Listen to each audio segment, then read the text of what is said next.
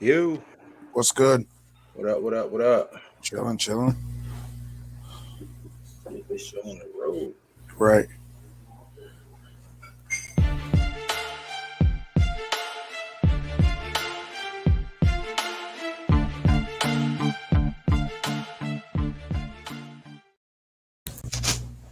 Ooh, boy.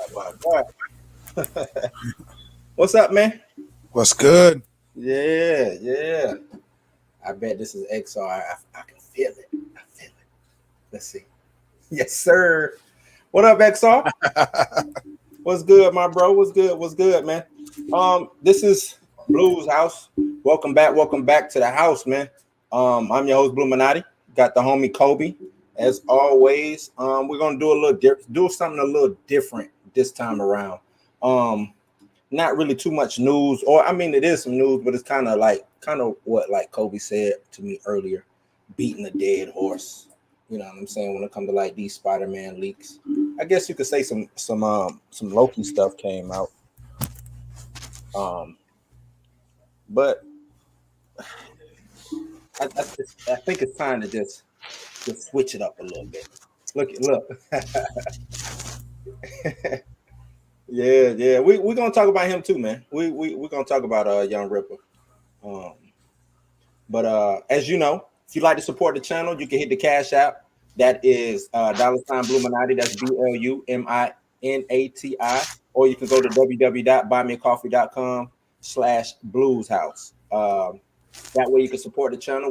We're always trying to grow this house, turn this house from this little shack they're in right now to a mansion, man. That's what we're trying to do. You know what I'm saying? Um, and also I'm trying to do new content. I'm gonna try to give blues news every day, if I can, which just be like a quick, maybe 3 to 5 minute news piece on something that I find maybe a little bit something that I want to highlight. And I think Kobe is gonna start bringing you some content also. Yeah, as soon as I get my little office, I'm working on my little studio to be able to film. Right. So yeah. I'm gonna start bringing some content Yeah, too. so we're gonna start bringing you a little bit more content on this channel. Let me do one thing.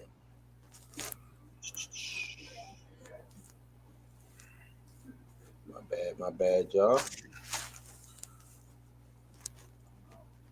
Yeah, I kind of want to go over this little article.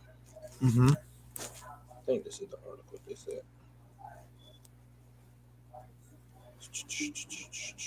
My bad, y'all. My bad. Just looking up something that's not. Take your time.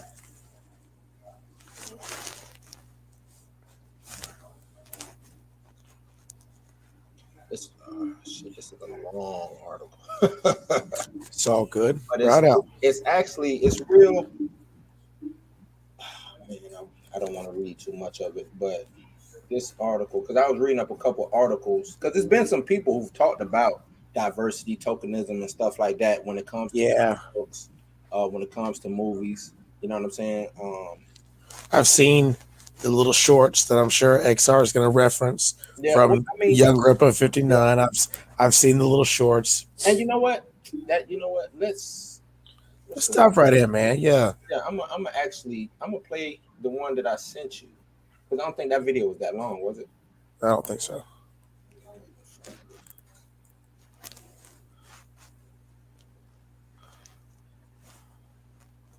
Yeah, I don't think this was that long. And shout out to Young Ripper, man. Like I said, I don't have no issue No, with I'm just using his point as a jumping off point. it's about 11. You down to watch it for 11 minutes? It's like 11 minutes long. We can ride out. Go ahead. All right, hold on, let me share it. XR says you don't stream on Sundays. No, we don't stream on Sundays. We try to let the weekend be the weekend, man. You know, Right. we both got families. We both got things to do. Maybe if the channel grow a little bit more, you know what I'm Right. Yeah. saying? But as of right now, we're not streaming on the weekends. Just Monday through Friday, man. Just weekdays. You know what I'm saying? Another thing too, streaming on a lot of news comes the weekend. So we want to have something to talk about, Monday, Tuesday, you know what I'm saying, stuff like that. If we stream on a Sunday, we'd be done sucked up all the news that happened over the weekend. You know what I'm saying? Right. If anything, maybe a Saturday stream would probably suffice, but no, not Sunday. Not Sunday. But yeah, let me share this. Oh, young Ripper Snapper.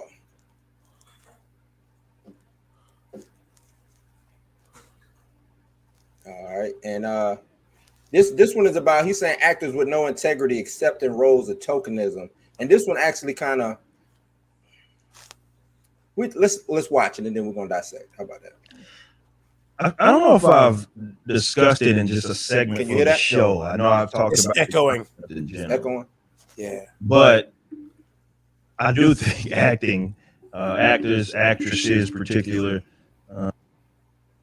Just bring them down just a touch. Yeah.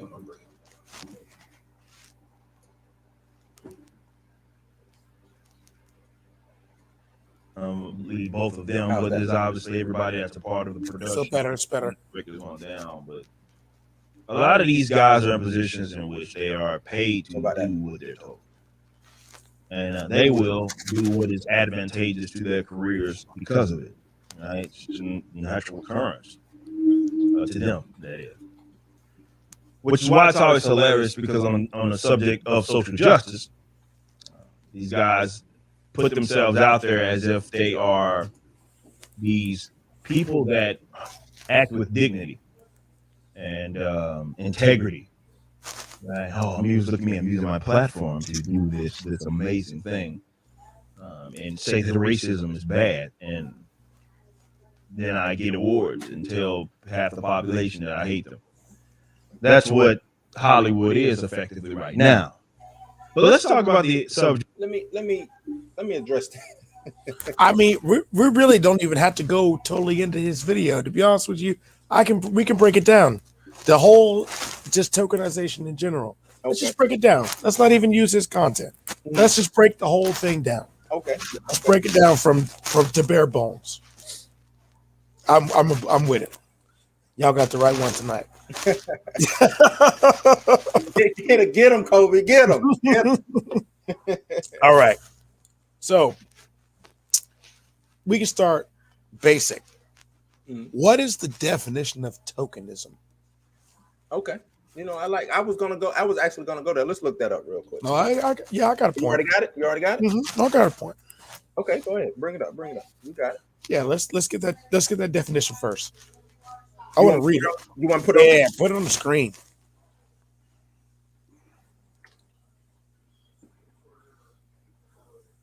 Can you see that? Or you want me to actually? Yeah. Here we go.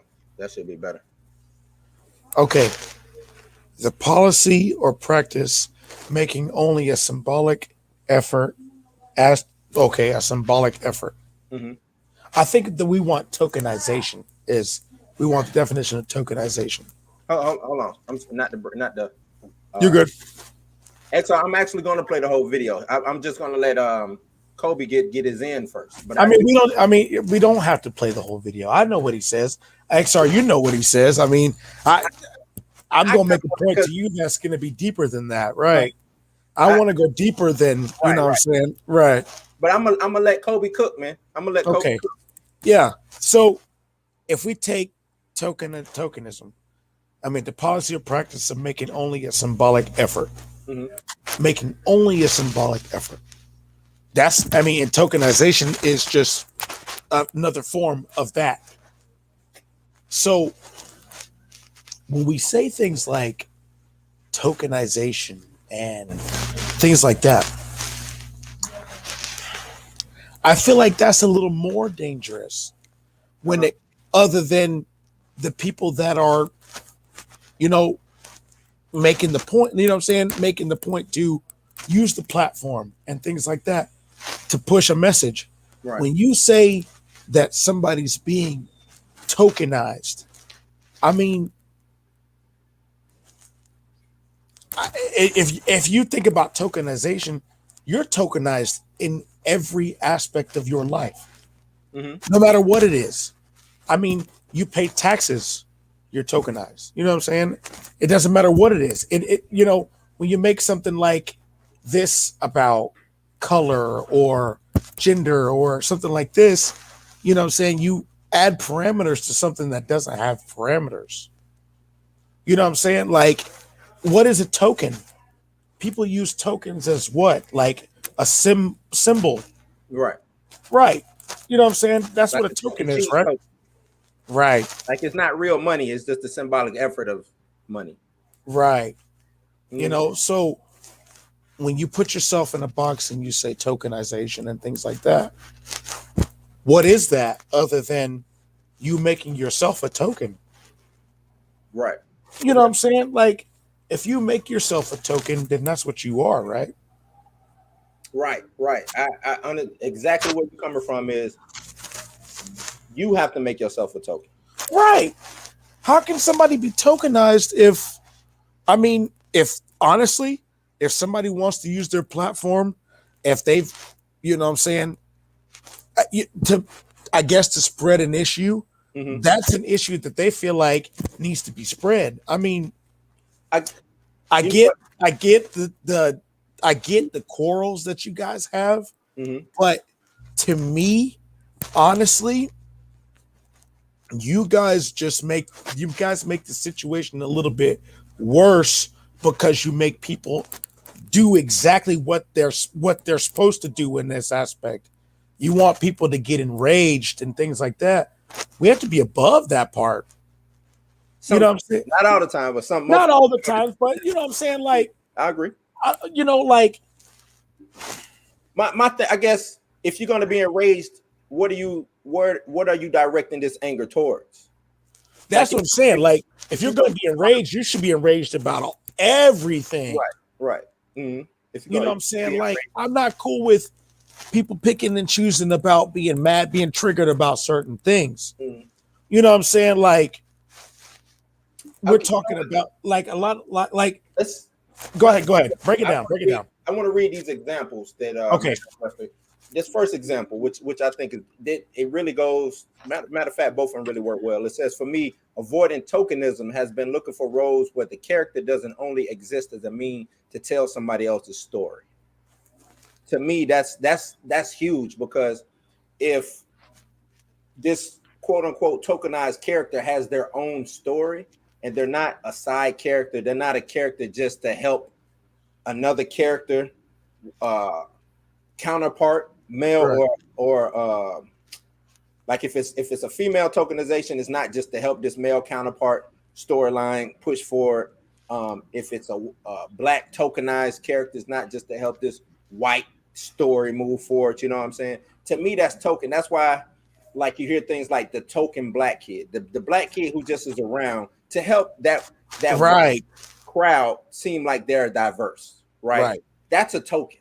That's big time. You know what I'm saying? That's a token out of this world. Now, sometimes you can't help but be a token. You know what I'm saying? Like in the military, when I was in the military, you know what I'm saying? Majority of the military is white. You know what I'm saying? A lot of the dudes, cool white dudes, you know what I'm saying? And you might be the only black person. And somebody might see that and say, man, you the token black dude. But sometimes it's just deeper than that. Sometimes it's just vicinity. You know what I'm saying? Or proximity, I could say. You know what I'm saying? And then as soon as somebody says, oh, you're the token black dude. Okay, well, thank you for putting me in a box that I wasn't in before. You know what I'm saying? You put me in a box. So that's what you see me as. Right. You know what I'm saying? So we're talking about tokenization of actors at this point, right? So you see these guys and they're, supposed to be the same as you. You know what I'm saying? Same opportunities as you or whatever, but you're saying they're tokenized because they're a specific role that was quote unquote white. Because you're mad about the lore. That's what it boils down to. It boils down to the fact that you're upset that it's not the original story. I mean, why do you think we have remakes? And why do you think remakes fail? Because people are tired of seeing the same shit over and over and over again. Right. You know what I'm saying? Like, you can't, I feel like saying that somebody is tokenized because it boils down to like the actor taking the Albert Wesker role. That's what a lot of it boiled down to. Like, You know, a lot of people were upset about that, but me as an actor, I would think that it would be a challenge Right. Yeah. to try, you know what I'm saying? Like It's an that honor. this is something that but that, somebody has held to a high exalted to a right, high standard. right. Oh, well, you think that this character should only be played by this specific gender or race or whatever. That's a challenge to me. My thing is, Right. where does that go in sports? Right. You had Hank, what was it, Hank Aaron? Yeah. Not Aaron. Not Hank Aaron. I'm sorry, number 42. Jackie Yeah. Robinson. You had Jackie. Would he be? Would you consider him a token? Right. A barrier breaker. Right. That's what I'm saying. Because his talents eclipsed whatever, you know what I'm saying, whatever divide you guys were trying to put on him. You see what I'm saying? When you have an all-white situation going on, which is what comic books is. Right. And I know the comeback is what make a black character make them work. Yeah, we got black characters. I get that. They're doing that too. Right. It's both. That's happening too. Both can be done. Why not have some characters who already, like you said, quote unquote, got lore, got story, who what I always bring up probably were meant to be black, but they just couldn't do it. You see what I'm saying? Because of the time frame. So now, given the opportunity, hey, you know what? This character fits being a black man, or this character fits being a woman, or so, you know, so forth and so on. Let's see what we can do with it. And guess what? If it don't work, we reboot it, turn it back white. Right. Or turn it back into a male. You know what I'm saying? Look at how far Nick Fury has come, being with having Samuel L. Jackson's face in the comics, and then also being Samuel L. Jackson in the MCU. Right. Nobody, for the most part, if I go and I talk to regular people and I say Nick Fury, they automatically think of Samuel L. Jackson now. Right. They don't think of the white guy with the patch. They think of the black dude with the patch. That's barrier breaking. That's making something that was not normal now normalized. You see what I'm saying? So right. I guess my issue is what's the line? Where's the line drawn to where we're trying to normalize something and to where, oh, this is tokenization? Because I do believe there are certain things that are tokenized. Is everything because I know Ripple went in about Idris Elba being Heimdall, right? Right. And he it's a point he can make with that, right? But don't nobody say shit about the Warriors 3 having an Asian guy in it. Right. You know what I'm saying? Don't nobody say shit about the Warriors 3 having an Asian guy in it. It's just an Asian guy. Right. Why is there an Asian guy in a Norse mythology world? He fits a stereotype. He can fight. There you go. That's what it boils down to. If anybody wants to get real technical, that's what it boils down to. You're going to go deep into tokenization, or you're going to go deep into the situation. Go deep. Right. Don't just scratch the surface. Right. You know what I'm saying? And then be triggered at scratching the surface. No, go deeper. Right. Yes. We live in a racist society. We live in a tokenized, heavily tokenized society, and it don't matter what race you are.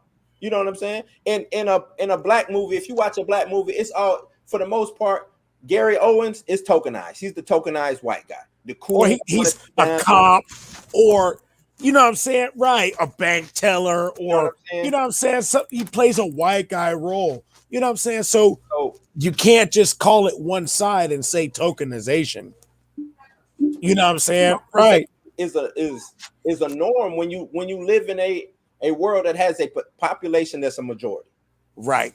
And you can't get away from that. If I go to India, right, and it's nothing but native Indians around that area, anything that I do is going to be or anything that they do for me is going to be looked at as some kind of tokenization. If they blackface a character just so they can put me into this role, and they might not mean no disrespect, but I need to fit this role, whatever that they, you know what I'm saying, I say I want to act in, that's tokenization.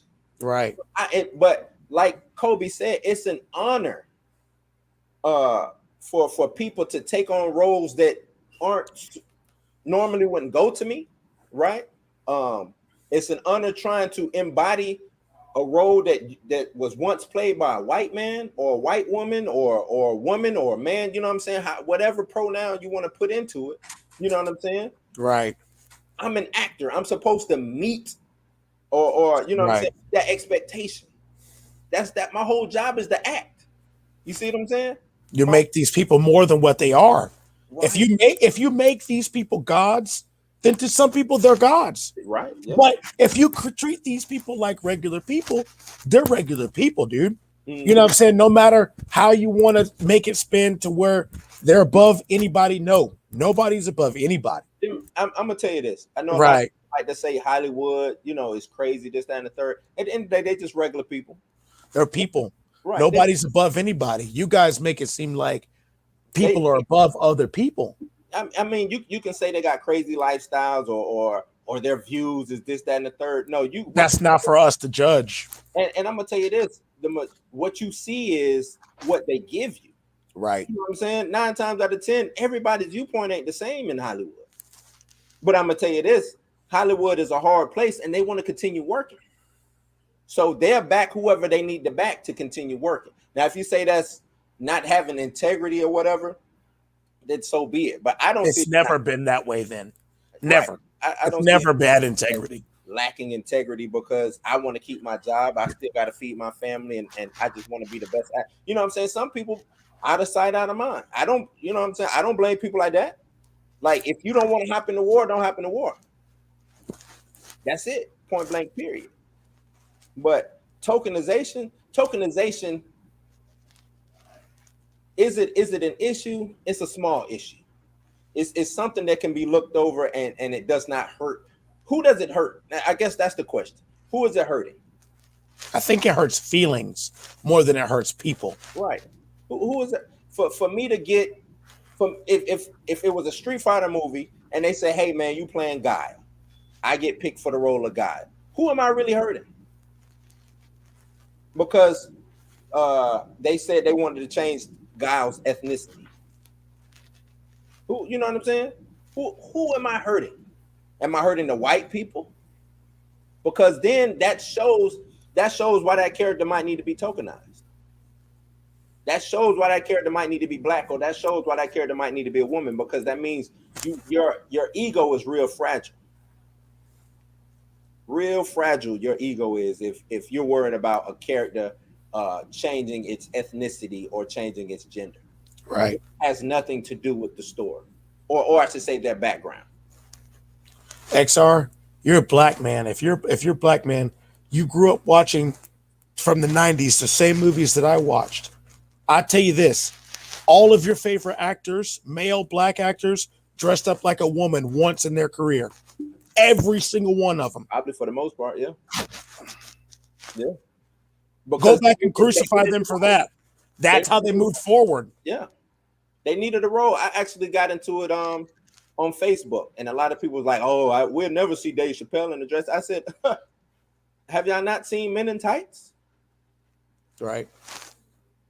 You know what I'm saying? Like, yep. Yeah, a lot of black men now come out and speak, oh man, wearing a dress, I kind of one of the worst things I ever did. But if I put it to you like this, you have Martin Lawrence, who came up with these characters. Right. Like, those are his characters. Right. Only he can do those. Imagine somebody else playing Shanae, or him getting a woman to play Shanae. It wouldn't be as funny, for one thing, right? It wouldn't be as funny, and it probably wouldn't be as good or memorable. You remember it because it's Martin Lawrence playing Shanae. You give these things power by watching and being a fan. You know, you can't tell me that.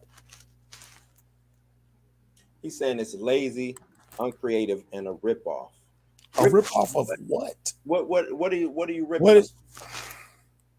And you're saying it's uncreative. How? How is it uncreative to change the narrative? Well, I mean, it's just changing the character. Okay, y'all act like you saying that it's lazy, uncreative, and a ripoff. To what extent? To what extent?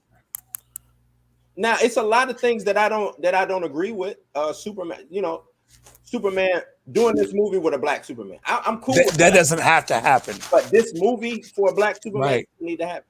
Right. You know what I'm saying? I'm cool with that. Right. Heimdall being black, I didn't mind. I was like, shit, I don't want to see a whole movie. Who else was black in the MCU? You had one black guy, Rhodey. That was it. Ain't nobody else black in the MCU until Black Panther came along. So you had one black guy. One. Come on, man. The worst part about it is if you have that little faith in what, and like I said, I'm impartial. I'm gonna watch it because I'm a fan of the lore or the story or all of that. You know, I'm gonna watch it because of that. But when I have to take my personal issues into a movie, then it's not escapism anymore. Right. Now it's real and it's okay. Mm-hmm. I can't completely enthrall myself in this movie for an hour and a half and maybe just not think about work or not think about this or not think about that because I have to think about, oh, well, now I have to worry about the character being tokenized and this and that. That's not why you go to the movies, my dude. Yeah. Work to worry about. That's too much. That's not why you go to the movies. Nah, man. That's too much. He said it's a ripoff of the original creation. He says, also, I never seen y'all disagree with anything Hollywood is doing. What are they doing? That's not true. That's not true at all. But that is not true at all. I'm a firm believer that Hollywood doesn't lie to you. I say this all the time. Hollywood has never lied to you because they speak what is going on in society. Because they have to sell movies. They will not take a chance on putting the most money up on an art piece, so to speak, or somebody who just wants to, like you said, have an agenda. You know what I'm saying? Will those movies get made? Sure. But they're not putting a whole bunch of money into it. They're going to put money into the things that they know sell. The majority of the people, you see what I'm saying? The majority of the people want. That's what they put money into. If I showed them now and say, hey, man, I want to do a story on racial tension in Memphis, Tennessee. I want to do a whole, you know what I'm saying? I got the script ready to go. I might find a studio to produce it, but it's not going to be a big studio. Probably not going to have a big budget. Probably not going to have no big actors in it, stuff like that, because they don't push art pieces as much as they push these big blockbuster movies like this. You see what I'm saying? But tell me what Hollywood is doing that's wrong, and I tell you, or that you disagree with, and I tell you if I agree or I disagree. Because it's a lot of things that I do disagree with, like Kobe said, that Hollywood is doing. But here's my biggest problem. With all of this. If you have a problem with, and I'm not saying what one way or the other, if you have a problem with something to the point to where it triggers you so much that you have to address it every single chance you get, why are you going back and giving them your money every single time and then getting upset about it afterwards? Right. My man, if you're that triggered about what's going on and this and that, you wouldn't give them a dime. And he says there's no escapism in Hollywood, or there's no escapism anymore because they're preaching woke SJW NPC politics. Okay, so how do you know that? Because you still are enthralled in everything that's going on. Mm-hmm. So if there's not any of that, why are you still there? Why are you still showing up? My thing is, show me a movie that doesn't have that in it. Show me a movie that doesn't. Show me a story from some of your favorite childhood stories, the ones that you say they are taking away from. Show me where it's not that. We can break it down because I guarantee you, I can show you all the SJW right politics of the time when the lore was created. It doesn't matter. Right. He also says Hollywood is dishonest, corrupt, evil. They have no integrity, morals, none of that. I mean, that sounds personal. And like Kobe said, why keep giving them your money? Right. Why buy comics? Why go to to watch these movies? What would be the point? So that's money. You can always make money, but you're also wasting your time reading these books or going to see these movies. You can't get time back. Right. So why, unless you're a sadist or something like that, and you just want to keep glutton for punishment, right? Like why do you keep doing that if you're so? My biggest problem is that it's the biggest fans are the ones that are having these problems. Yeah. He says they're more focused on gender swapping, race swapping than telling a good story. That's not true. I feel like Endgame was a great movie. I feel like Infinity War was a great movie. Captain America Winter Soldier was a great movie, but I bet you there's subtext to it that you haven't seen. I like this. You know what I'm saying? So yeah. Hold on, I like this comment he did. He says, I don't go to the movie theater anymore. I don't have no Disney Plus, none of that. Then what are you doing? Because I'm gonna how do you watch films? Right. How are you watching it? And if you're legally streaming it, that means that you means you have no morals. Right. You not only do you have no morals, but you rather risk the chance of getting busted and going to jail or getting fined to watch something that you don't even like. That you don't like. What would be the point? Why do it? You're not going to convince me that you do this for a specific reason. Right. Why are you watching it? I don't care if you're doing it for free. Nope. Or you're stealing it. There's a risk. If you don't like it, why take the chance? Why press play? Right. If that makes no. If somebody gave me a book that I don't like, I'm not reading it. Nope. That sounds to me like somebody that wants to fit in. I'm not reading it. If somebody say, "Hey man, you watched the latest MCU show?" Nope, don't like Marvel. They're too SJW PC. You know what I'm saying? That's how you would feel 100% of the time. Like if your motivation is saying that Hollywood is dishonest, don't participate in Hollywood. Right. That means you would never watch another movie again in your life. Right. I'll finish. You know, for you, I'm gonna finish it. Let's finish it. Subject matter of tokenization. I personally don't see a point. I'm gonna repeat myself. I just do this in my videos. I love my guy XR. You get people that are like, well,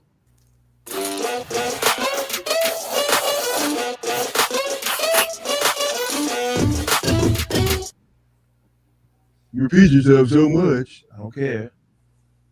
I have to because there's people that watch my videos and stumble across them that they're new to it. So when I explain what tokenization is, it happens in a multitude of different ways, but generally we are speaking about the race changes, gender, sexuality changes of characters.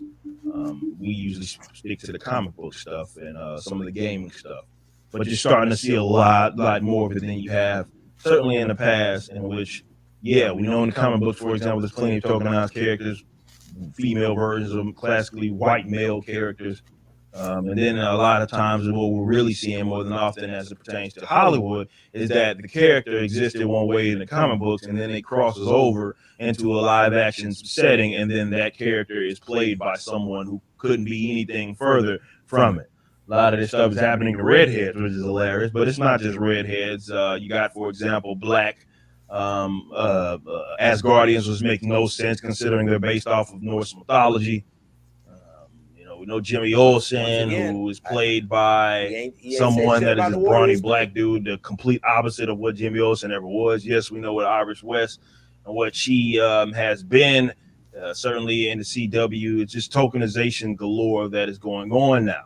And obviously they're making shows off a lot of tokenized characters. Well, but not all tokenized characters are equal. She-Hulk, I've said, is really, She-Hulk is to me the best tokenized character in mainstream comic book, but she's getting a show that seems to be dead on arrival. But let's talk about those actors and actresses just real quick.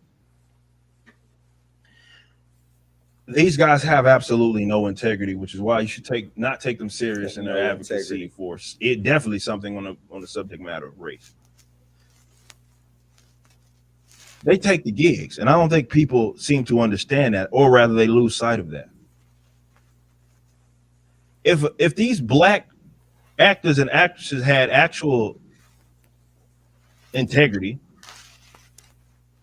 when they for one, they wouldn't even try out for any of these gigs, because you do understand Hollywood they have people in mind, and they have certain attributes that they want the person like. So what I'm saying is, there's no such thing as a tokenization, and even the Kevin Feige's of the world have basically admitted all of this. But there's no such thing as a tokenization by way of the best actor or the actress getting the job. That doesn't happen.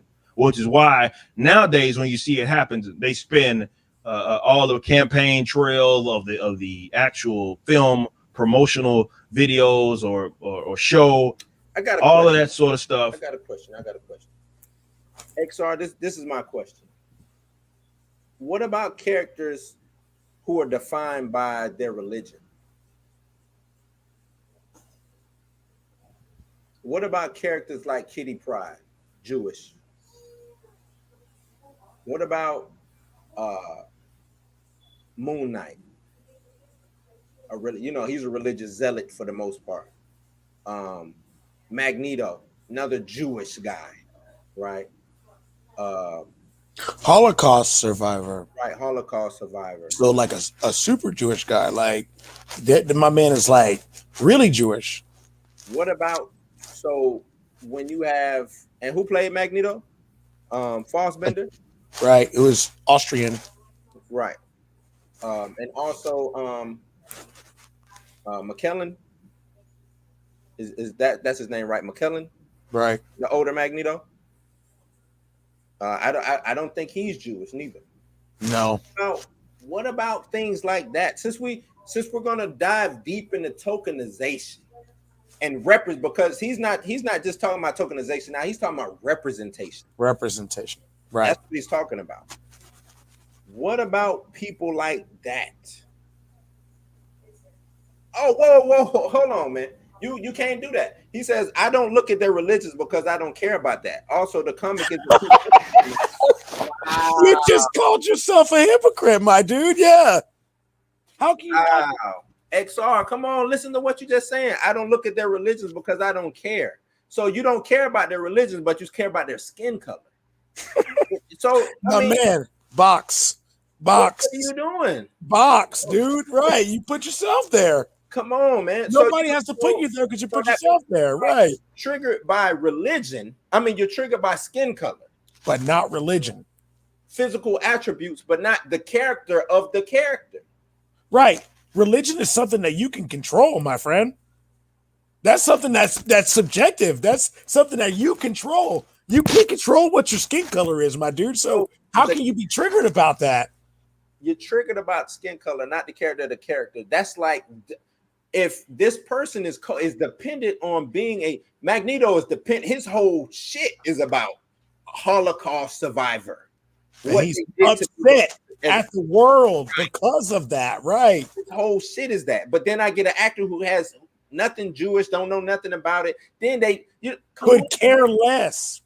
But you could care less about that because you don't look at their religions. Stop. Kitty Pryde, her whole story when she came into being an X-Men had a lot to do with being Jewish and whether or not she would fit in or not. If you're gonna think about these, if we're gonna be in an uproar about these characters, tokenization, they made them black, they made it a female, then shouldn't religion be in that? Or is that untouchable? That's the premise of a person's character. That makes religion, and I'm not a big religious guy. Matter of fact, I'm not religious at all, but I know religion plays a part in a lot of people's lives, their character, their upbringing, what they do moving forward, the decisions they make. That's AKA character. Right. Morale. Come on. In my opinion, religious people. Okay, go ahead. I'll let him hit this one. Yeah, Caleb says tokenism is not as big of a problem as people make it out to be. True that. The reason there are more diverse stories and characters is because we have more diverse people. There you go. Thank you. If the world is white, all you're going to get is white stories. And guess what? The world was white 30 years ago when these characters, or 40, 50 years ago when these characters were made.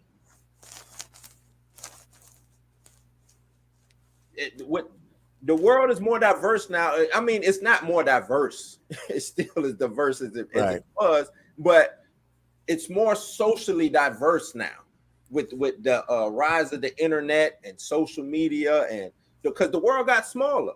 In a few years, the world went from huge snail mail, collect phone calls and stuff like that, to shrinking to about this big, to where I can get on a computer screen.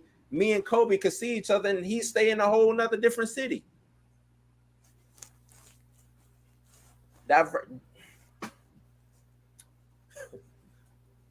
He says, because the characters are originally created by color and sex, why change it? That would be a different character. No, it would not. If it's not dependent on who they are. Changing their religion would make them a different character. Because their beliefs will be different. That would make them totally, their motivations would be different. Right. But if that's like saying that race and sex has a moral compass, or has like a pull on personality, or which doesn't make any sense. Well, I'm gonna say this, XR. You're not completely wrong. If I change the character, if I changed Red Skull and made him black, then you're absolutely right. I just changed his character. But guess what? His motivation is racism. Right. That's his motivation. He's a Nazi. And now you see what I mean by dependent on his race? Right. That character's character is dependent on his race. Right. That's why he was created. So if their motivations isn't dependent, like Venom, the character of Venom, a symbiote, right, which is asexual. If you had a female Venom, would that change the character of Venom? The symbiote? Because now the symbiote is on a female, so to speak? Not necessarily. Venom is still out for brains or whatever, you know what I'm saying? He's still doing what it does. You're not changing the character at all. Loki, the female Loki was still Loki in a female's body. Same motivation, same mischievousness. Did that Loki use sex as a weapon or use its sex as a weapon? Sure. But wouldn't Loki do that anyway? A shape-changing god of mischief? That's his character. Right. Think about how they move forward. You can be if you can change your sex and you the god of mischief. My bad, Kobe. Go ahead. No, you're good. You're good. If we need to. Says, I have no problem with character being Asian, white, black, Latino, as long as they're originally created like that. It's turning Bruce Wayne black for the sake of diversity, or turning Professor X. I'm guessing he's saying black for the sake of diversity. Bruce Wayne, I would say, is more dependent on being white. Right. And we spoke on that. You know what I'm saying?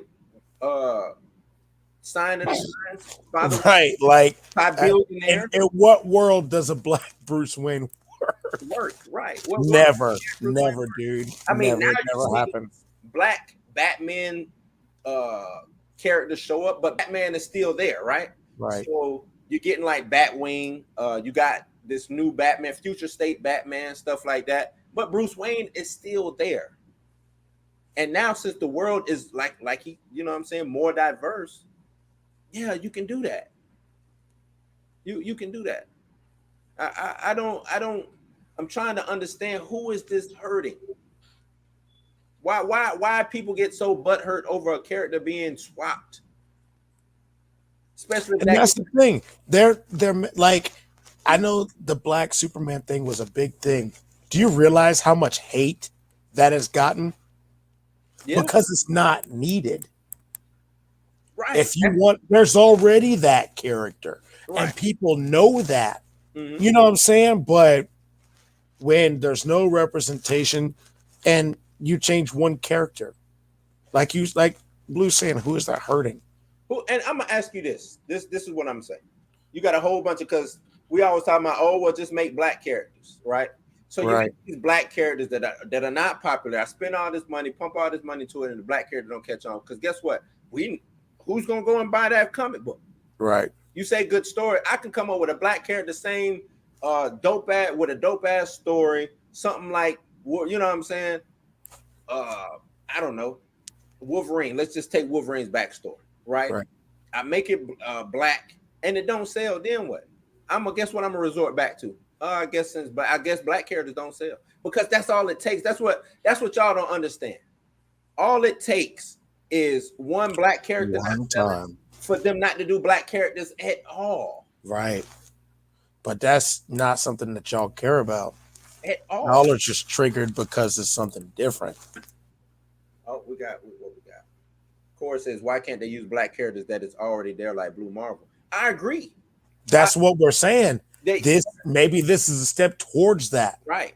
But if I can, let me look at Black Panther. Do you know they did not want to do Black Panther? They did not want to do that. Did you know that 40 years ago, we were playing roles that were, you know what I'm saying, depicted for as stereotypes? Right. You know what I'm saying? I don't know if you've ever seen the film Horror Noir, Blue. Yeah. Mm-hmm. Yeah. So that's tokenization and all that stuff. That whole film the whole documentary is about that. Yeah. And what people have had to go through to get to the point that they're at now. So are you saying that all those people did all that work and went through all that for nothing? I guess it's like people want to jump the line. Right. Because I believe, and I'm not saying it's not outliers out there, like Corey just said, characters like Blue Marvel. I would love to see a Blue Marvel. That's something different, though. And I think Blue Marvel would work. But right. Blue Marvel is also a SJW tokenized character. Y'all don't want to say it. He's original, yes, right? But he's tokenized, right? He's only there to serve a certain purpose to push an agenda. That's why black characters were invented in those stories. That the stories that y'all hold to such high regard. All the original black characters are tokenized characters. Thank you. So if we're gonna be mad at anything, it should be that. Y'all got a lot to be mad about. Like that's my right. Liars. At the end of the day, everybody's mad about what they can see right here, right now, about what they can see on the news. They're triggered by exactly what they're supposed to be triggered by, not things that have happened, things that are happening. Caleb says people freaking out about a character being changed are scared that they won't identify with that character anymore. Yeah, and that's what I mean. But that sounds like, I guess you want to say nationalism, right? Which is what Hitler was behind. White, right? So white people can't identify with that. Oh, that man, damn, they changed him, and now he's not white no more. And I'm gonna tell you this. A lot of times the characters that they changed, nobody cared about in the first place. Mm-hmm. A lot of these characters that get changed, nobody cared about. Nick Fury was on his die. Nobody cared about Nick Fury anymore when they changed him over to look like Samuel Jackson. Nobody cared. So what's the rage about? All these another thing they keep saying is preaching this and preaching that. But in my opinion, that's one thing that I feel like the normal person doesn't want is to be preached to. Mm-hmm. So why would they go watch a movie to that you say is preaching to them the entire time? Right. Why would somebody go do that? I mean, it just seems like free will gets thrown completely out the window. Like you can't turn the TV off. Everybody's free will is gone, apparently. Nobody has control over their own actions. It's all what somebody else does to me. Mm-hmm. I mean, is that what, you know what I'm saying, everything is now? Is, I'm offended because it's what you do to me? Well, yeah. It's not even to you directly? Like, this is how I look at it. Everybody wants to be offended. Everybody wants a place in the offended hierarchy, right? Oh, nope, that offends me. Then you got a group over here. Nope, that offends me. Nope, that offends me. Like everybody is, to me, weak-minded. Right. Turn it off. Don't support that. If it offends you, don't support it. Turn it off. You don't have to be in that. You know what I'm saying? My mama always told me, don't go no place that you not wanted. Right. And that's right. Big time. Don't go no place you're not wanted. Why try to change some place that has a view that's skewed in the negative towards me? Right. Why would you walk into a spider's web? Right. Come on, man. Get some more of these comments out of the way.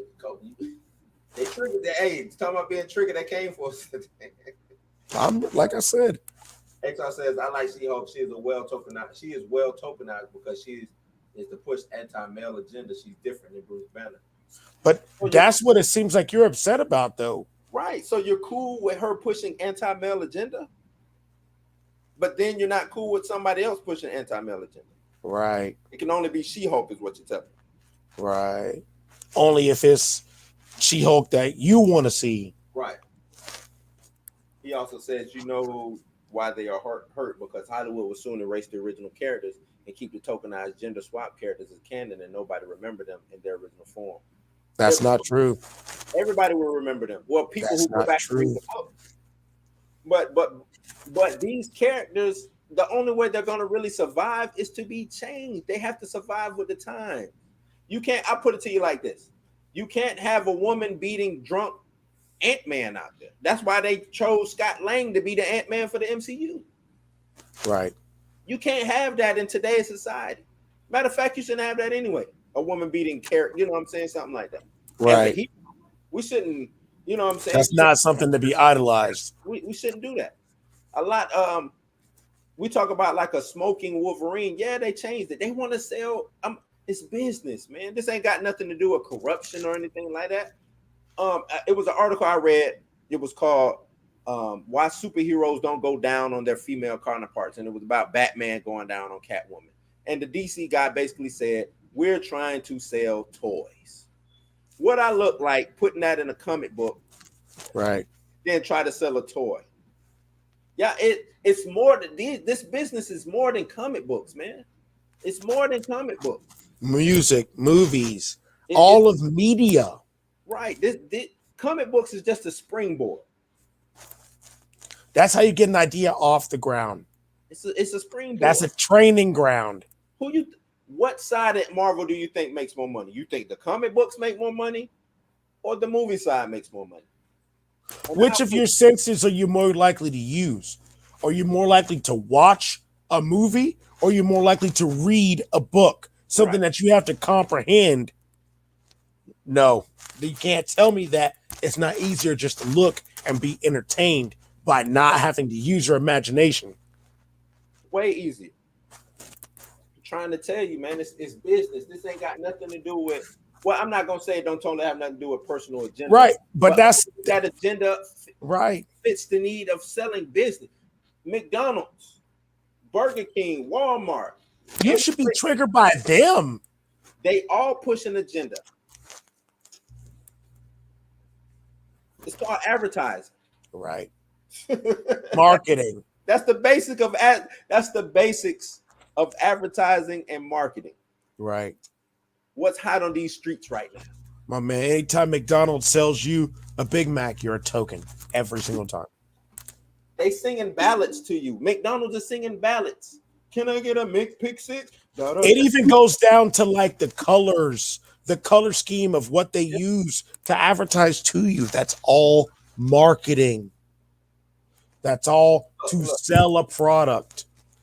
XR says Blue Marvel wasn't tokenized. He was already black before he took his mask off. You're absolutely right. But guess what? He's black in a world full of white, which makes him tokenized. That character was written to be tokenized. Right. Just because you black don't mean you're not tokenized. Right. He was tokenized to push an agenda. Black diversity. The crazy thing is, you say you don't like being preached to about black awareness, or been preached to you your entire life. And you like Blue Marvel. Blue Marvel is the living embodiment of diversity. Right. Thank you. Hey, look at me. I'm a black superhero, but damn, they treat the black superheroes bad. They wanted me to retire, not be Blue Marvel no more. Go read the origin of Blue Marvel. Read Blue Marvel, and you will see that he's a tokenized character. Come on, XR, come on. Don't just throw Blue Marvel in there and then we can't scratch the surface and not go below this. We can't just scratch the surface. Gotta go below that. Caleb says a lot of people hate change, even if it's positive. People always push against progress. and turn back to the safe and the known. Fear of the unknown. Exactly right. Also, it's not even possible to erase the original version characters. Disney, Marvel aren't going to suddenly stop publishing old versions. Exactly. That's why there's a market for those, for old comics. That's why they're the most valuable. Right. Like he says, Disney likes money too much. Thank you. Too much money into this stuff, man. Too much money. If that's where anybody should be upset. Oh, no. Yeah, we're changing it now. He says, did you see Disney's going to do the Predator movie? A 90-pound woman will beat down the 300-pound alien hunter. They're also dropping the movie on Hulu. Just because she's 90 pounds, people take down. Dog, I bet you, I don't know how much you weigh or how strong you are or whatever, but I bet you if you walked up to Ronda Rousey, she would split you. Right. And she doesn't weigh about 130 pounds, 120 pounds. She would split you. Beating down the 300-pound alien hunter. You don't even know the premise of the movie yet. Right. We're attacking something that we don't even know yet. You don't know. Fear of the unknown. You don't know. Just like we just said. And if you read the comics, what about the female human predator that's in comics? Yeah, the female Yautja. What about that? Right. She became part of the Predator clan. They based Predator vs. Alien off of that, or Alien Predator. They based Sanaa Lathan's character off of the character in the comic book. Right. Disney shouldn't own a rated R property like Alien. Disney owns whatever they want because they bought it. Right. If you don't like it, buy it and do whatever you want with it. And if you don't like it, don't watch it. There you go. At the end of the day, that's the bottom line. Either you don't, show up to these movies to enjoy the story. If you don't like the story, say, hey man, that story was boo-boo, it was trash, garbage. Right. Give a critique. I'm cool with critiques. But don't kill it before it comes out. Right. And don't kill these actors for trying to further their careers. No matter, and put them in a box by saying they can't play a certain type of character because they're a certain type of color. That's racism, my friend, in the purest form. Yeah, it is. Also, I like what Caleb says again. Okay, hold up. That movie is still a couple years out. The actors can bulk up. Don't judge them before you see it. There you go. And they're always making more copies of the old comics. Always. Right. 3rd editions, 4th editions. It just depends on if that character art becomes popular again. Think about how many we've had 2 Secret Wars. We've had plenty of Infinity Wars, Infinity Gauntlet, this, that. Different variations of it. They're always going to go back to the past so they can make a new story for the future. That's the world. Have you, dude? How many people you see walking around with mullet haircuts? Right. Bell bottoms was in. Look at fanny packs. Right. Packs is in. Everything. What goes around comes around. What goes around comes around. Right. And that's the thing. When people start making the versions of the movies that you want to see, and then people are saying the same thing you're saying, but the opposite about the versions that you want to see, then it'll be the flip side. Then it'll be the other side that's triggered. You know what I'm saying? That's just a form of division. Yeah. Right. And like when I say what goes around comes around, it's 100% true. XR, the stuff that you like once it's in, and it'll come back. It's gonna be people mad about that. Right. Or they might the next reboot of the MCU or whatever, or after it died, because MCU isn't gonna last forever. No, they'll cut it off before it. Right.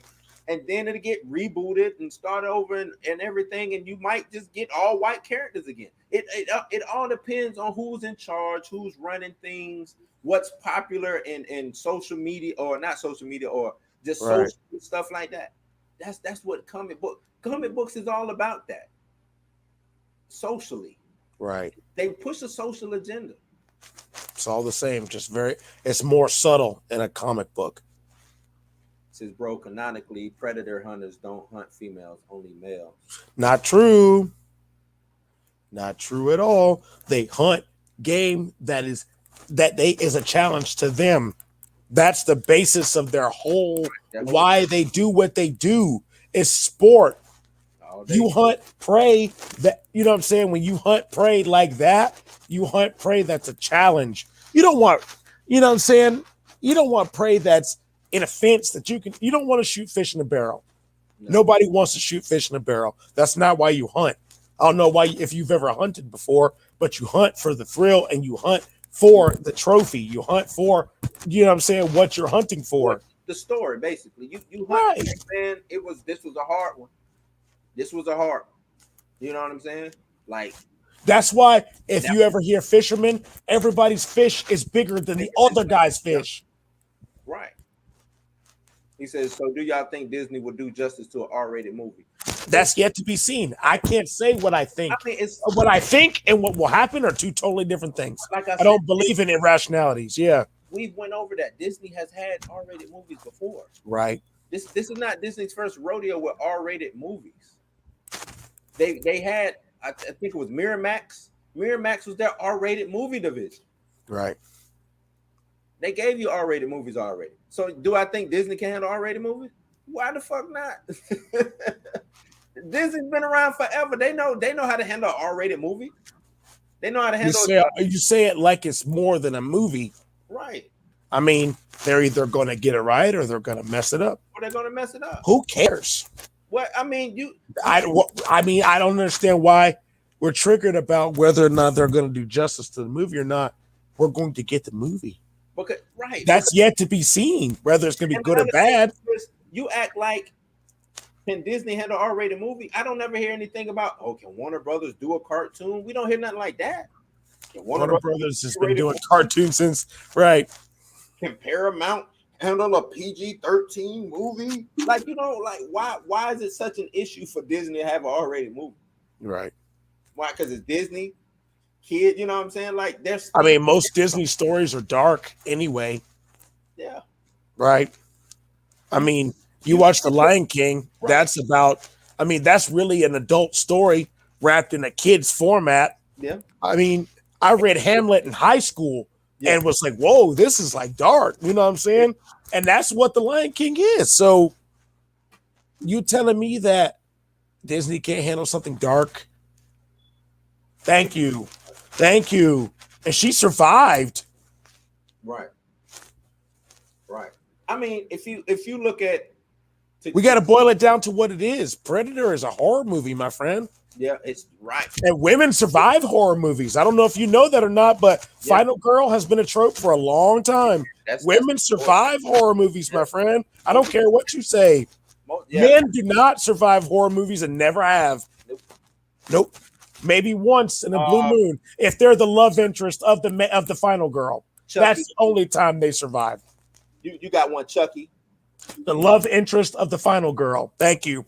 Give me another one. I'll tell you that those movies follow a strict guideline, and if it doesn't, it doesn't. Andy was a kid. I'm talking Andy. I mean, that's a kid though. That's a kid. Yeah. Women and children fall under the same. Yeah. Women and children fall under the same. No brutality to women and children. That was the code of the 80s and 90s. Yes, most of the time predators hunt males. That's just because we're so used to seeing male action heroes, right? That's the whole thing. Let's switch it up. We always see male action heroes. So you switch it up and you get, to me, I thought AVP, the first one was actually pretty good, just short. Then I had my quarrels with it, but no, it's a right. Film. It's a it was a fun film. It was fun. Right. It was fun. It was and that's what I'm saying. It was nice. It was a nice change of pace for, you know what I'm saying, for Predators and Aliens. Then you go into something like Predators, right? Right. With, you had the Brazilian girl. She survived. Like you said, she was hunted. She survived. Then if you want to talk comics, she survived, became part of the clan. That's how good she was. How much respect that they had for her. Right. I don't see anything wrong with them. They take it back. Remember, this upcoming Predator movie is supposed to be during the time of Native Americans. You know what I'm saying? Young Native American Cheyenne warrior girl. Why not? That sounds dope to me. To me, if the predator is hunting, you know what I'm saying, all the males and they're not capable, and she comes in and can win, Man, that makes her look like a badass. That's who I'm rooting for. And I don't understand what's wrong with that. Right, especially what if she outwits the predator? What if this is brains versus brawn? Right. What if that's the story? Right. Brains. Corey says, "What happened if Disney does X-Men movies now that they own Fox?" X-Men or Omen? Did he mean Omen? I don't know. He might be right. He might be talking about the Omen. My bad. I thought you meant X-Men. I'm sorry. I don't know. Let's clarify. Corey, let's clarify, because that could be two totally different sides of the spectrum there. If you're talking now, Kobe brought up a good thing, what it was, a couple weeks back, and he said about horror. Most horror movies aren't even R-rated. Nope. And I think that's what we have to understand. What is an R-rated movie? I'm gonna always say this. What is an R-rated movie to you? Right. What makes a movie R-rated? Right, because we keep talking R-rated like that's just gonna make the movie good. Right. R-rated don't mean good movies. I've seen some terrible R-rated movies. Terrible, right? Terrible R-rated movie. Very bad. Like, I mean, very bad R-rated movies. Like, there you go. Caleb says just the same thing I touched on at Miramax. Disney has never had a family-friendly policy. Have you heard of Touchstone Pictures? They've been making R-rated, right? And kids movies though. Touchstone used to make kids movies. But that was right. But that's just diversity as of right. Of, you know what? We like that script. We just don't want to put the Disney stamp on it. Right. But guess what? We got a studio that'll do that for you. And that's what I mean. Don't think Disney can't do an R-rated movie or won't show an R-rated movie love. Right. They don't have to put the Disney stamp on it. Nope. We got outlets like Hulu/FX now, right? Yeah. Have you seen Disney's MODOK on Hulu? Nothing Disney about that. Or it's very R-rated, right? The Mayans on FX, very R-rated. Right. They're bringing back. I don't know if you know the rapper Lil Dicky, Dave. Yep. Dave. They bringing that show back. Right. I was when Disney took over FX, I was like, oh man, it's gonna be some shows they probably gonna get rid of. Nope, they keeping that train going because it's about money. It's a market for that. Remember, it's a market. Just like you like R-rated movies, it's a market for it. So they will, if push come to shove, and they think that this R-rated movie is gonna make money, they're gonna give it to you. They're gonna give it. The worst part about it is y'all are mad early. Y'all are mad a little too early. Right. Wait until they've realized that this is what people really want to see. Because I'm gonna tell you, like,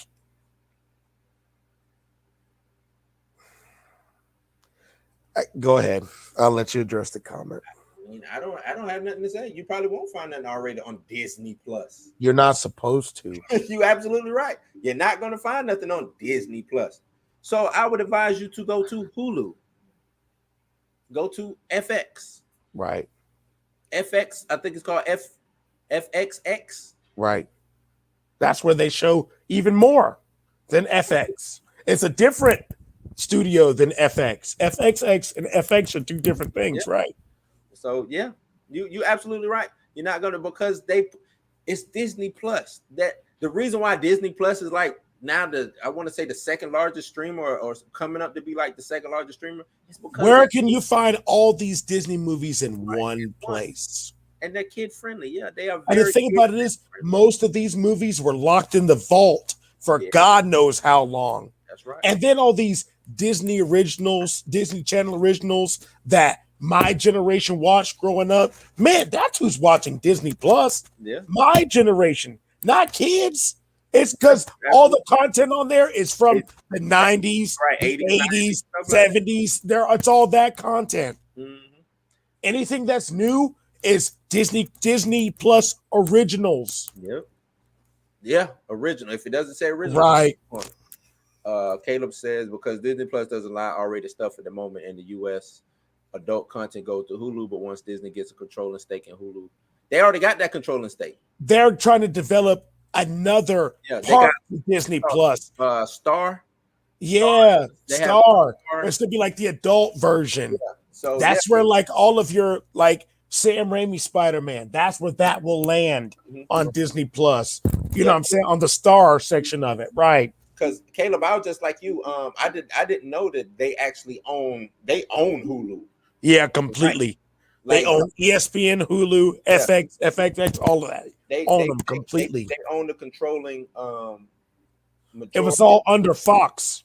Well, no, because what it was, how Hulu was, how it first started off, Disney had a chunk. I think Paramount or CBS, somebody like that also had a chunk. Right. And Fox. It was one other entity, Fox. Yeah, it was Fox because they have Fox content. Disney bought Fox, and then just they could right. They went ahead and cashed out and bought the whole thing. Right, because they had controlling interest. They still lease out to NBC NBC because NBC, yes, because they show Saturday Night Live.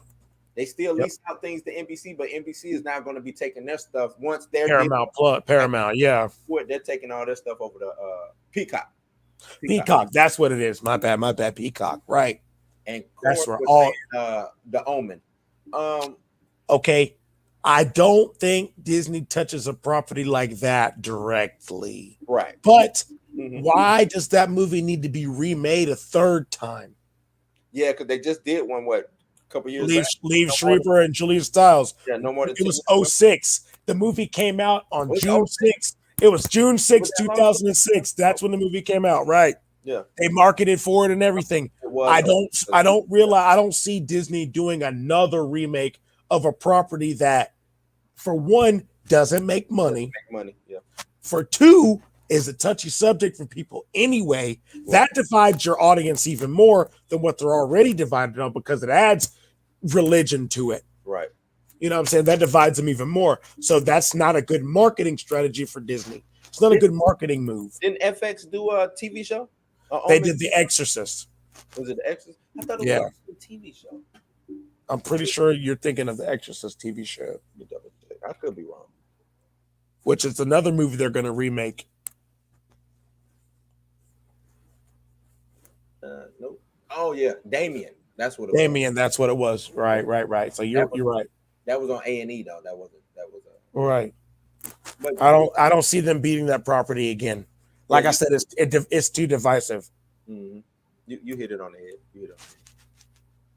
For me, an R-rated movie has to be gritty, has brutality, a lot of blood, cursing, sex, smoke, alcohol. Because that's what you grew up with R-rated movies being like. You want a 90s R-rated movie. That's not R-rated movies in the 2000s.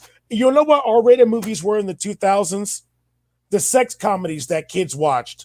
Those were your R-rated movies. Mm-hmm. All of their horror movies from that time period, the movies you're talking about, were PG-13. Go back and look. A lot of comedies are R-rated. Right. All of the sex comedies that you watched growing up were all R-rated. All the movies from 2002 to like 2010, 2011, you know what I'm saying? Maybe even 2012. All of your R-rated movies were comedies. Yeah. Right. All of them. So you're telling me, show me a movie from that time period that's R-rated that has what you're talking about in it. Show me one. You might show me one, but it's a movie that nobody's seen. Right. It's all about it's about money. Right. It's still about money. And you want a Quentin Tarantino R-rated movie. Mm-hmm. You want, you know what I'm saying, a Wes Craven R-rated movie. You want these type of directors. Martin Scorsese R-rated movie. That's the type of movies you want. You don't want R-rated movies. You want movies made in that style. Right. Right. Mm-hmm. Yeah, Caleb. It's like they don't own.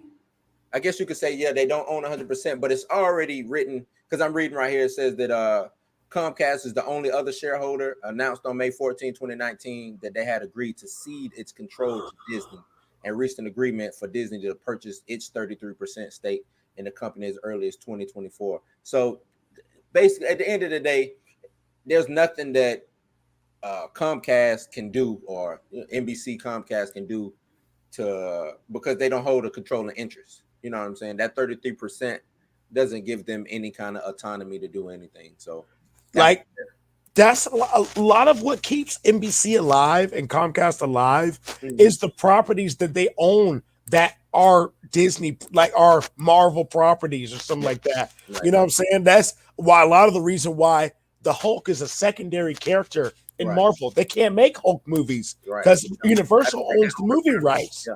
Right. Namor can't have his own movies, never will, because Universal owns his rights. The rights. They have to pay them for that. You know what I'm saying? So that's why a lot of Comcast and NBC, that's why they do a lot of things they do with Disney, because they have key properties that they can't use.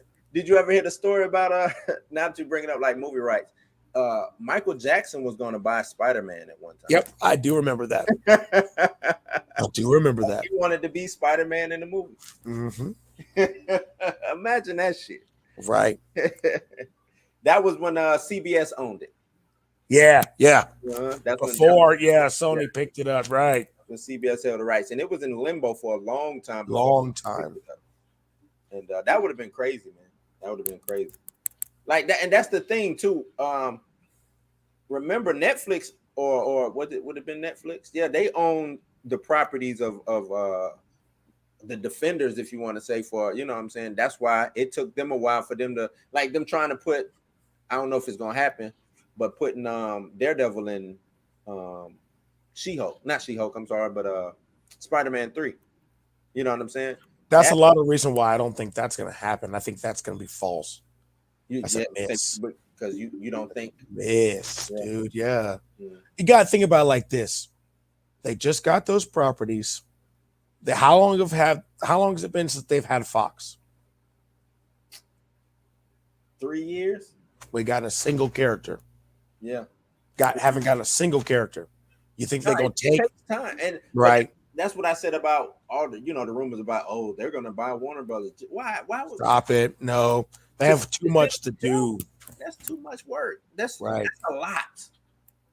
It's not. I mean, Fox is a lot too, but now Fox is absorbing into something that should be here anyway. You know. But the worst part about it is they bought Fox and they go through and fire a bunch of people. No. I mean it's they still have people that know these characters and know the lore and that kind of stuff, but it's like, hey, now you have to do it this way. This is the way that makes money. Right. Because no matter what, right. You nailed it, dude. That was the start of those R-rated sex type comedies, what those kids were supposed to act like of that generation. Right. You tell me, because I've been there and done that, right? That was what kids were supposed to act like in that generation. Mm-hmm. They were supposed to be wild. You know what I'm saying? Because all movies did in the 70s and 80s was scare them away from having, or the 60s and 70s was scare them away from having sex. Right. And the 80s and 90s was all about go out and do it. Yeah. The 80s, 90s, and early 2000s, that was go out and do it. Right. Right. That's, you know what? I was reading, now that you bring that up, I was reading, remember Revenge of the Nerds? Yep. That movie was supposed to like empower nerds. But if you go back and watch that movie now, you couldn't play that movie today. Nope. That movie ended with basically a rape scene. Like Porky's. Porky's can Think about Porky's. Those movies don't exist. No. Do that. They exist in they're called cult classics. Cult classics. Yeah. Right.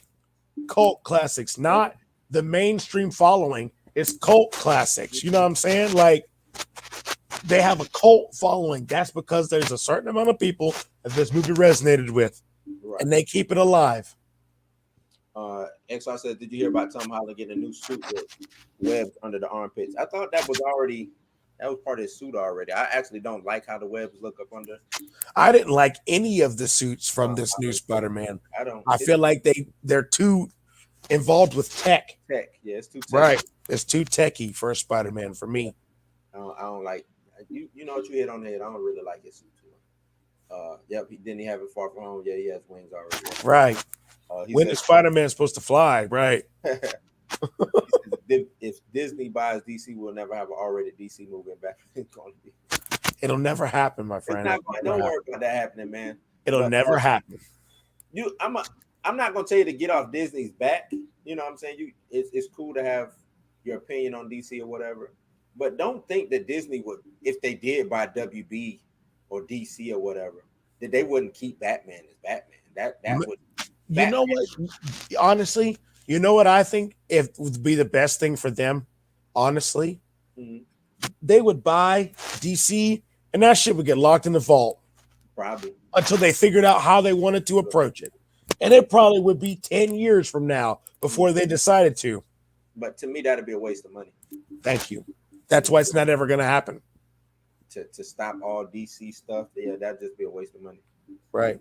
But what I'm gonna ask you, XR, tell me what characters have been killed by you. Act like DC has killed characters. Show me what characters have been killed. Right. Or that's just not good anymore. You show me that.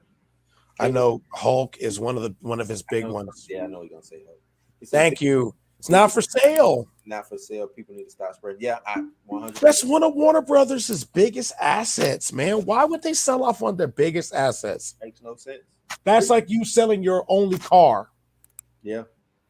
Right. Knowing you got to go to work every day.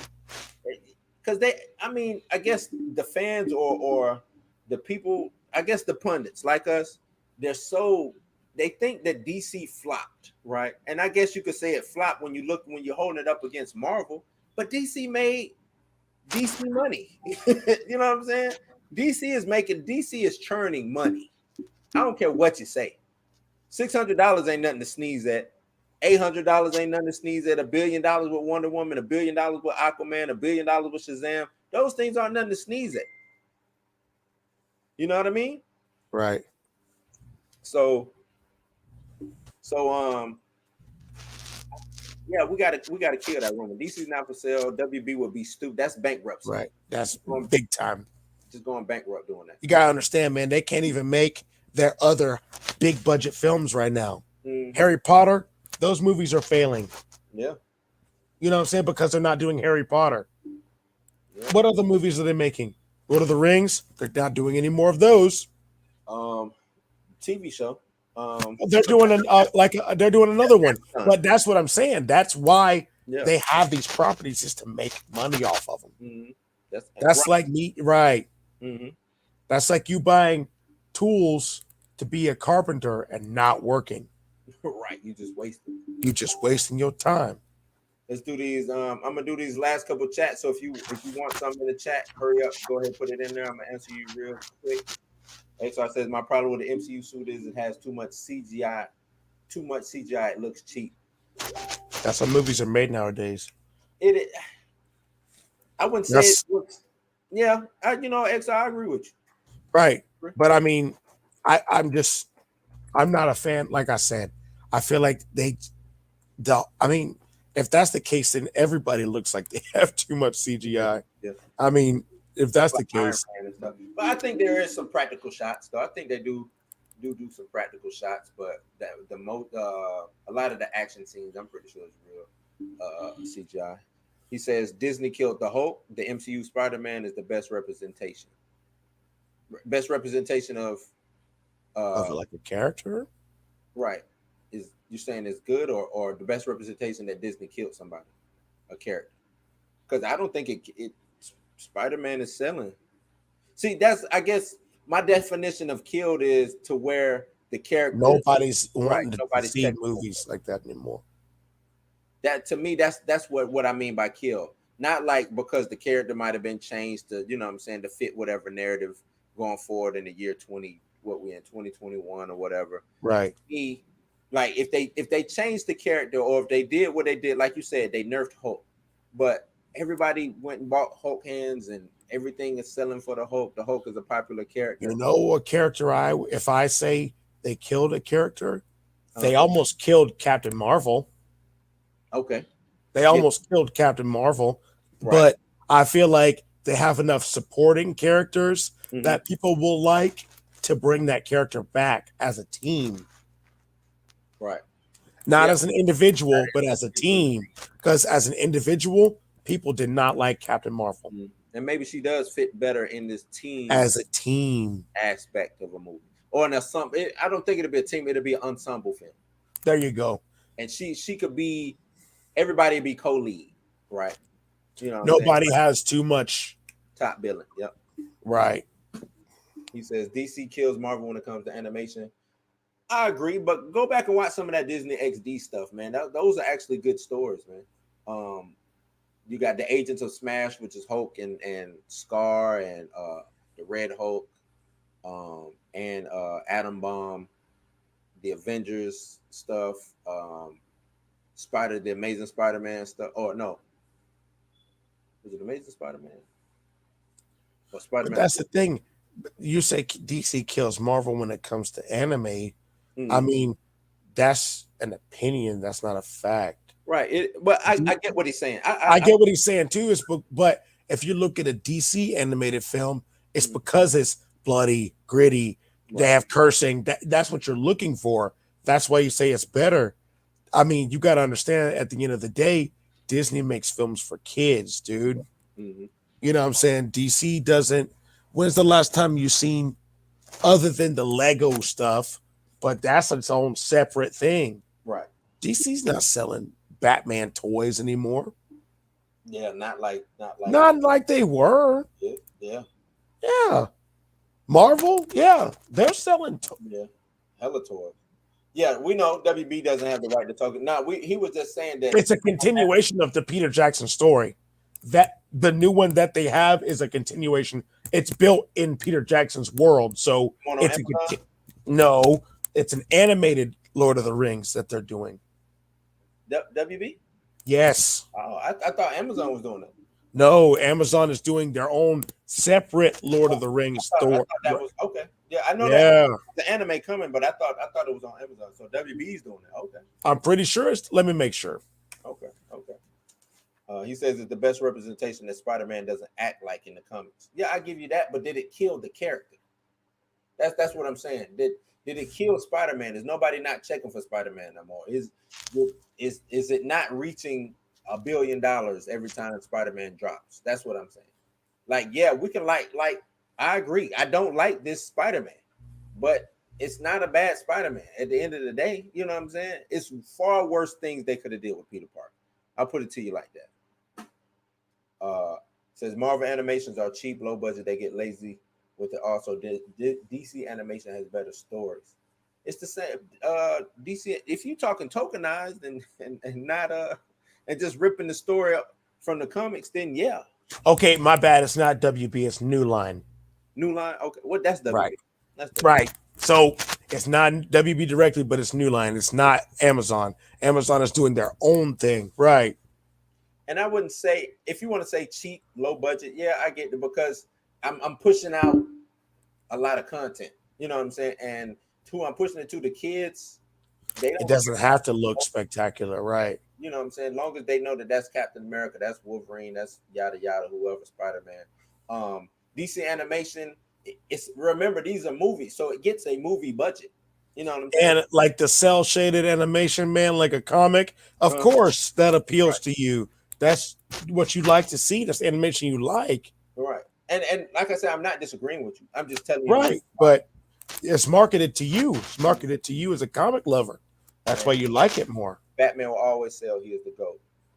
But he doesn't go to Walmart, go to Target, go to the places that still sell toys and see how much Marvel stuff is and see how much Batman stuff is. Right. If it's Batman, it's going to be either Lego Batman, or it's not just straight up Batman. Right. You know what I'm saying? Like, you just get straight up Spider-Man toys, straight up X-Men toys. Nah, you don't see that anymore. Or I'm like, just see how much Marvel stuff it is in general. Right. See how much Marvel stuff it is in general. Right. Towards DC. Unless they got a movie coming out. Remember, DC is probably only going to market toys if they have something coming out. They don't have a Batman cartoon right now. Nope. They don't have a Superman cartoon right now. Right. Can't sell toys based on movies and video games if they don't have, right. You know what I'm saying? If you have the Joel Schumacher Batman where he's got the Batwing and the Batboat and all these gadgets and all that shit that people are really paying attention to. Of course, I want to carry that. Of course, if Batman's got batarangs, I want plastic batarangs if I'm 5 years old to throw at my brother. Of course. You know what I'm saying? I want to be Batman. Right. But I'm telling you, Marvel is selling toys year round. Right. They don't even have to have a movie out. It's Marvel toys in there because my dog, look at Halloween costumes. Yeah. How many people were Iron Man or Captain America or Thor or any of that for the last how long? How long? Yeah. Come on, man. Right. Always a costume. Not saying that Batman and Superman aren't, but we're just saying there's more. See Zatanna running around. You know what I'm saying? I don't see Green Lantern running around as how many kids before Guardians of the Galaxy knew who Groot or Rocket was? How many kids know now? Right. And so this comment right here is exactly what I'm saying. You agreeing with me? Marvel is selling toys because of the MCU, not because of their comics. Are selling much. Spawn comics have outsold both DC and Marvel comics this year with over 50,000 copies sold. Right. To adults that buy their own comic books. Right. And another thing too, if you know how comic books are counted, right? It's not how many are sold to an individual buyer, it's how many sold to the store that's selling them.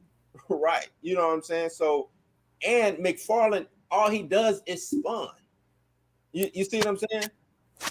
So you can't that's you're saying one comic is outselling Marvel. That's cool. That's totally fine. Because Marvel has tens of, you know what I'm saying, how many 20 to 30, they print 20 to 30 different titles a month that you got to keep up regardless. So yeah. It's what the volume isn't. So if Spawn, this one comic book spot buys 100 Spawn comics, right? Then he buys 100 comics from Marvel. But it's 10 X-Men comics, it's 10 Wolverine comics, it's 10 X-Factor comics, it's 10 event, and so forth and so on until you get to 100. The word exclusive comes to mind. You see what I'm saying? Of course. That's with anything. There's limited supply. If that's the case, of course. That's with anything, man. It's supply and demand. And and another thing too. Todd is trying to push Spawn to be to get back that glory of 92. So he wants to be the MCU, right, dude. Everybody wants to. Everybody wants to be that. Everybody wants to be the big two, Marvel or DC. Right. Marvel or DC. But he's trying to work his way up into making Spawn back into a household name. You know what I'm saying? Like I said, Spawn is a top one for me. I love Spawn comics. As a comic book lover. Right. But as a movie goer, I saw that one Spawn movie 30 years ago. You know what I'm saying? Right. And that's what it boils down to. You reach a bigger medium with film. It wasn't that good. I enjoyed it as a fan, and that's the fan in me. But if you take the fan out and I just go to the, I took a girl on a date, I remember. And she was like, the fuck, what is this we watch? Like to her, it wasn't enjoyable at all. At all. To me, I was giddy as all outdoors, man. As a fan, right? To see Spawn on the big screen, and then I got the HBO animation series. You know what I'm saying? Like I was in hog heaven, bro. Right. But yeah, a lot of, you know what I'm saying? It didn't core. A lot of people was like, this don't look good. You got to think the CGI that they were doing, even though it was groundbreaking, it was new, so it looked horrible.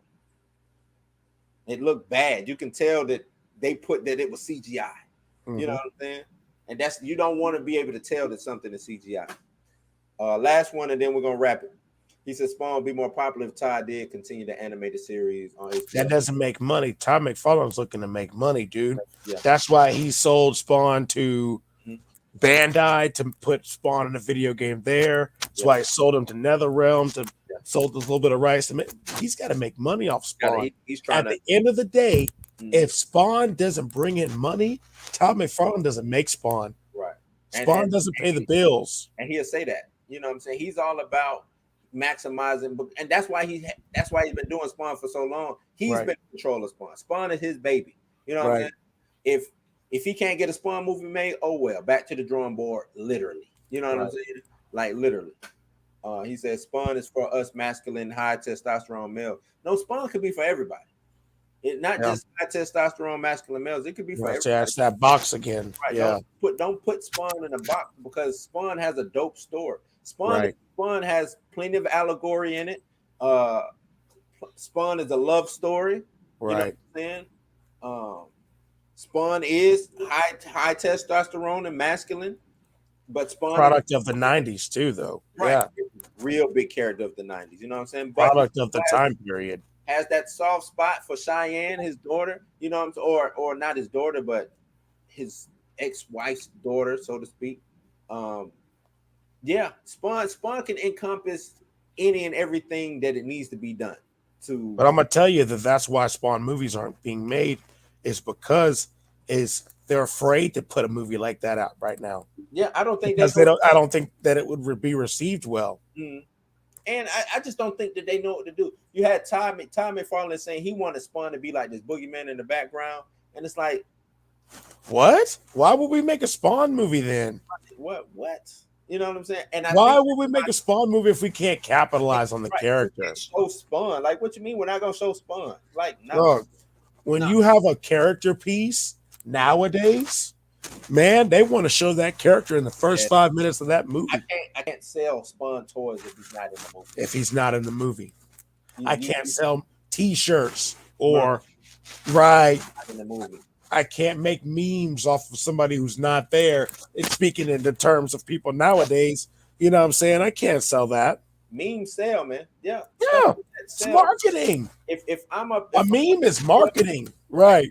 I'm a studio and you say, hey man, we just gonna have him in the background scaring people, and he's gonna be like this boogeyman character that when people speak on his name, they get scared. I'd be like, hold on, Ty. That's not Spawn that I want to see.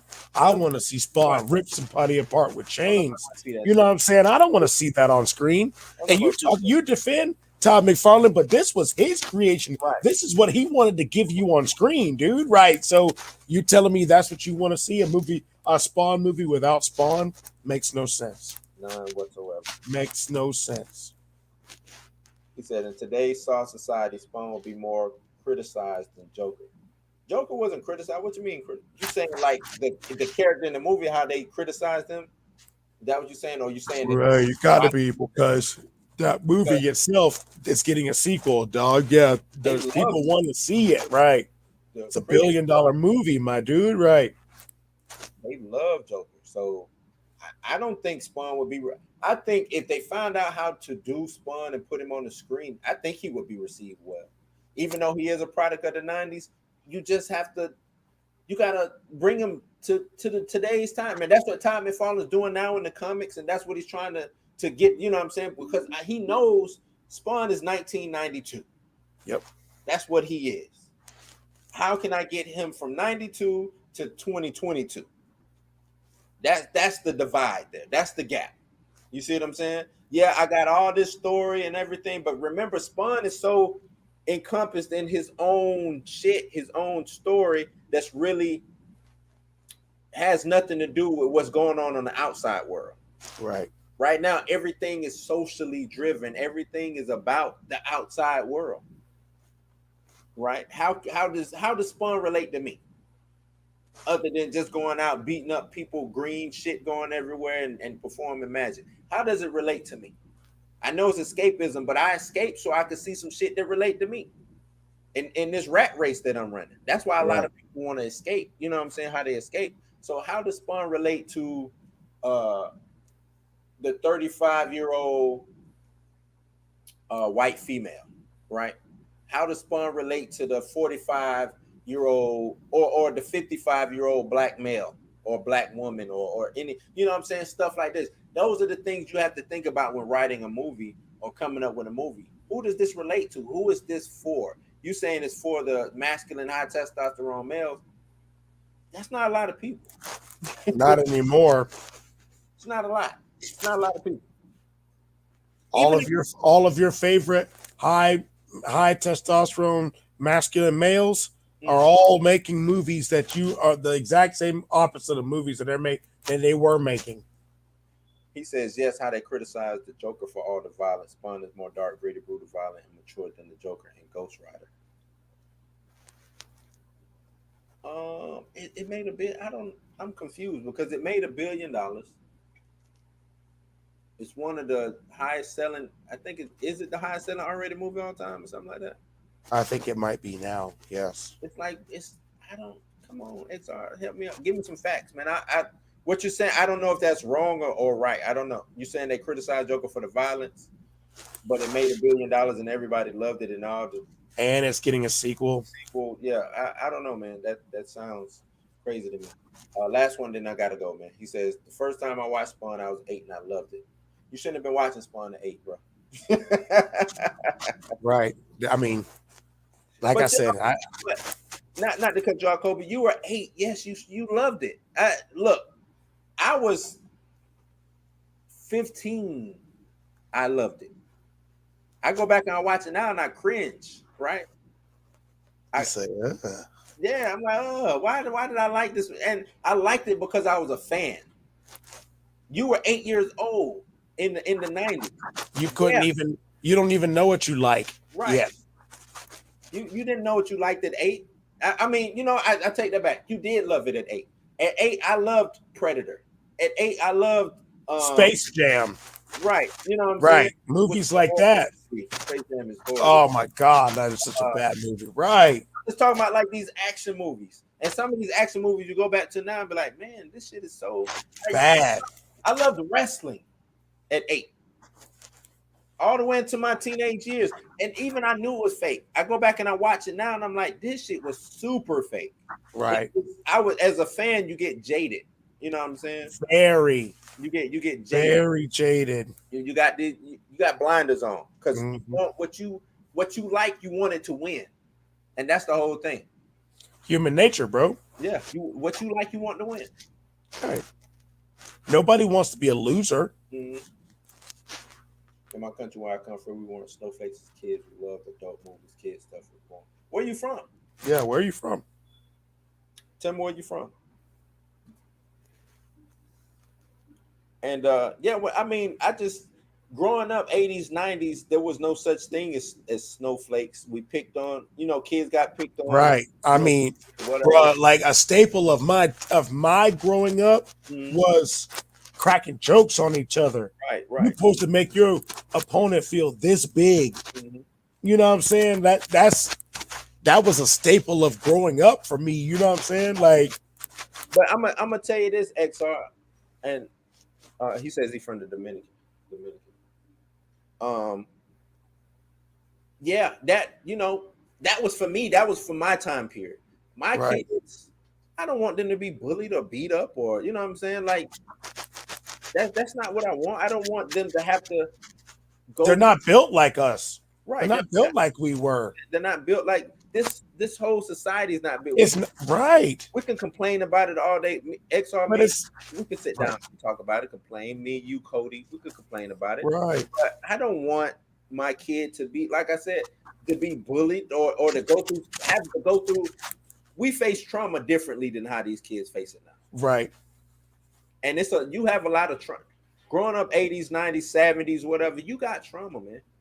You got trauma. It's a lot of built up stuff.